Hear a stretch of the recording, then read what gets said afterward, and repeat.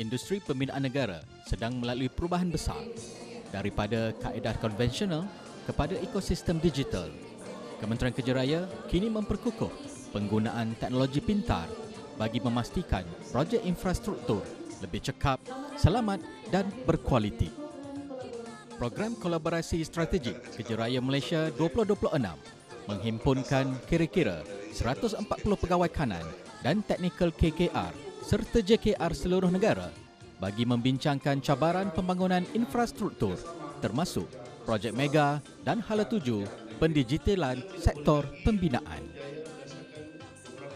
Antara fokus utama ialah penggunaan Building Information Modelling atau BIM yang membolehkan reka bentuk dan pembinaan disimulasikan secara maya sebelum kerja fizikal bermula.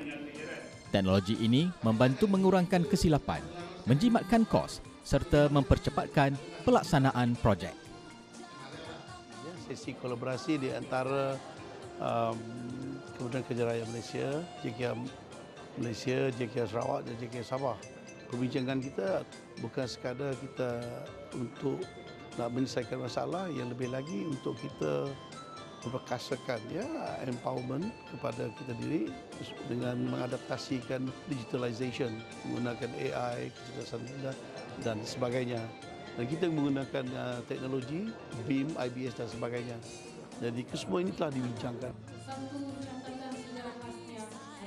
Program ini turut menyaksikan pemeteraian Memorandum Persefahaman bagi penubuhan makmal MyBIM Malaysia di Sabah dan Sarawak.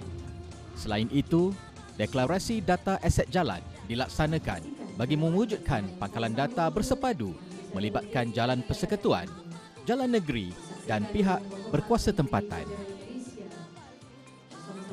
Dan selain itu, kita juga fokus kepada betapa pentingnya isu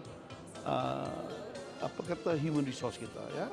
Jadi sumber manusia yang lebih cekap, yang lebih mahir dan lebih pandai untuk kita bolehlah buat terbaik dalam kita merasakan tanggungjawab kita sebagai pelaksana, agensi pelaksana.